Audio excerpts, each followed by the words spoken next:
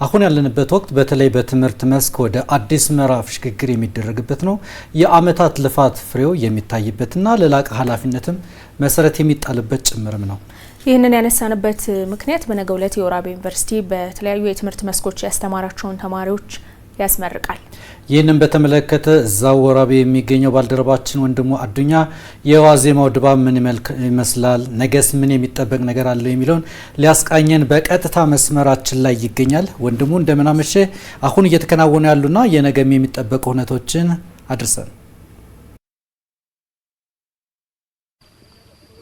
አመሰግናለሁ ብርስትና ሌኩን። እንግዲህ አሁን ያለንበት ወቅት የተለያዩ በሀገራችን የሚገኙ የተለያዩ ከፍተኛ የትምህርት ተቋማት በተለያየ አይነት መስክ ያሰለጠኗቸውን ተማሪዎቻቸውን በይፋ የሚያስመርቁበት ወደ ቀጣይ ምዕራፍ ደግሞ እንዲሸጋገሩ እድል የሚፈጥሩበት ወቅት እንደሆነ ይታወሳል። ይህን ተከትሎ በርካታ ከፍተኛ የትምህርት ተቋማት ተማሪዎቻቸውን እያስመረቁ ይገኛሉ። ከነዚህ ከፍተኛ የትምህርት ተቋማት መካከል ደግሞ የአራተኛው ትውልድ የሆነው የወራቤ ዩኒቨርሲቲ ይገኝበታል። የወራቤ ዩኒቨርሲቲ እንግዲህ ለሰባተኛ ጊዜ በነገው ዕለት በተለያዩ የትምህርት መርሃ ግብሮች ያስተማራቸውን ተማሪዎቹን በነገው ዕለት ወላጆች፣ ጥሪ የተደረገላቸው እንግዶች እንዲሁም ደግሞ የተለያዩ ከፍተኛ የመንግስት የስራ ኃላፊዎች በታደሙበት በይፋ ያስመርቃል።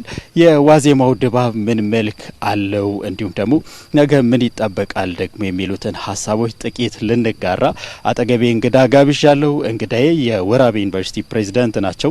ዶክተር ኢንጂነር ቶፊቅ ጀማል ይባላሉ። ከሳቸው ጋር አጠር ያለ ቆይታ እናደርጋለን። ዶክተር ኢንጂነር ያው ነገ እለታችሁ ነው፣ ተማሪዎቻችሁን ልጆቻችሁን የምታስመርቁበት እለት ነውና በቅድሚያ እንኳን ደስ አሉ። ምን ይጠበቃል እስቲ እናንሳ። ያው እንግዲህ እንደሚታወቀው ወራቤ ዩኒቨርሲቲ አራተኛ ጀነሬሽን ከሚባሉ 11 ዩኒቨርሲቲዎች መካከል አንዱ ነው።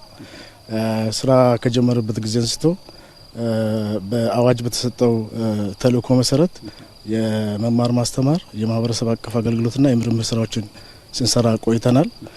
ዛሬ እዚህ የተገኘንበት ዋናው ምክንያት ከመማር ማስተማር ጋር በተገናኘ ከተሰሩ ስራዎች ውስጥ አንዱን የመጨረሻውን ውጤት የምናይበት ነው የሚሆነው። ነገ ለሰባተኛ ጊዜ ተማሪዎችን እናስመርቃለን። ላለፉት 6 ተከታታይ ጊዜ አስመርቀን ተማሪዎችን ለሀገር ግንባታ እንዲውሉ አድርገናልና የነገው ምረቃ ያው እንደምታዩት ሞቅ ደመቅ እያለ ነው። የነገው ምረቃ ደግሞ ለየት የሚያደርገው ተማሪዎቻችን ኤግዚት ኤግዛም ሲፈተኑ ቆይተዋል። ካስፈተናቸው ተማሪዎች መካከል 85% አልፈዋል። ስለዚህ ከነዚህ ተማሪዎች ውስጥ ካለፉት ውስጥ ነው እንግዲህ 900 ተማሪዎች ነገ የምናስመርቀው። ወራቤ ዩኒቨርሲቲ እንግዲህ ቀደም እንዳልኩት በርካታ ስራዎችን ስንሰራ ያቆየንበት ሁኔታ ነው ያለው። መማር ማስተማሩም ጥራት ያለው ትምህርት እየሰጠን መሆኑን ይሄ የኤግዚት ኤግዛም ውጤት አመላካች ነው ብዬ አስባለሁ። በዚህ አጋጣሚ ይህን ውጤት ለማምጣት የዩኒቨርሲቲ ማህበረሰብ ከፍተኛ አስተዋጽኦ ስላበረከተ በዚህ አጋጣሚ እነሱ ማመስገን እፈልጋለሁ። ይህ ውጤት ቀጣይነት ይኖራል ብዬ ተስፋ አደርጋለሁ። ምክንያቱም ዩኒቨርሲቲያችን ወጣት ኢነርጄቲክ የሆኑ ስታፎች ያሉበት ስለሆነ እየጨመረ እንጂ የምንቀንስበት ምንም ምክንያት የለም ማለት እፈልጋለሁ። ነገ እንግዲህ ቀናችሁ ነው። ወላጆች ይታደማሉ፣ እንዲሁም ደግሞ ተማሪዎችም የአመታት ልፋታቸውን ፍሬ የሚያጭሉበት እለት ነው። እነዚህ ተማሪዎች ደግሞ ተመርቀው ነገ ለሀገር አንድ ጡብ የሚያበረክቱ ናቸው። በዚህ አጋጣሚ መልእክትም የሚያስተላልፉ ከሆነ የሚጠበቁ ነገሮችም ካሉ እናንሳ።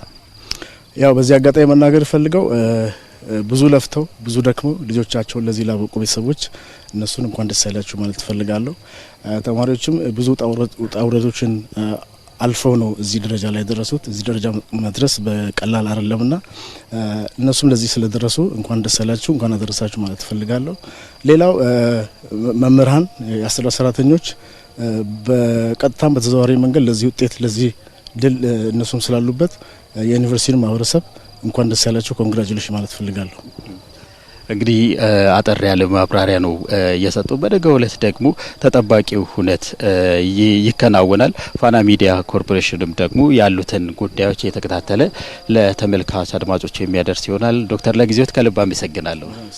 መልካም እንግዲህ ቀደም ብለን እንደተመለከትነው ነው በነገው ዕለት እንግዲህ በርካታ ተማሪዎች የወራቤ ዩኒቨርሲቲ ያሰለጠናቸው በተለያዩ የትምህርት የሙያ መስኮች ያሰለጠናቸውን ተማሪዎች ወላጆቻቸው፣ እንግዶች እንዲሁም የዩኒቨርሲቲው ማህበረሰብ በተገኙበት በይፋ የሚመረቁ ይሆናል። እኛም የተከታተለን መረጃዎችን ወደ እናንተ የምናደርስ ነው የሚሆነው። ሌኩንና ውብርስት በእኔ በኩል ያሉት መረጃዎች ይህን ይመስላሉ።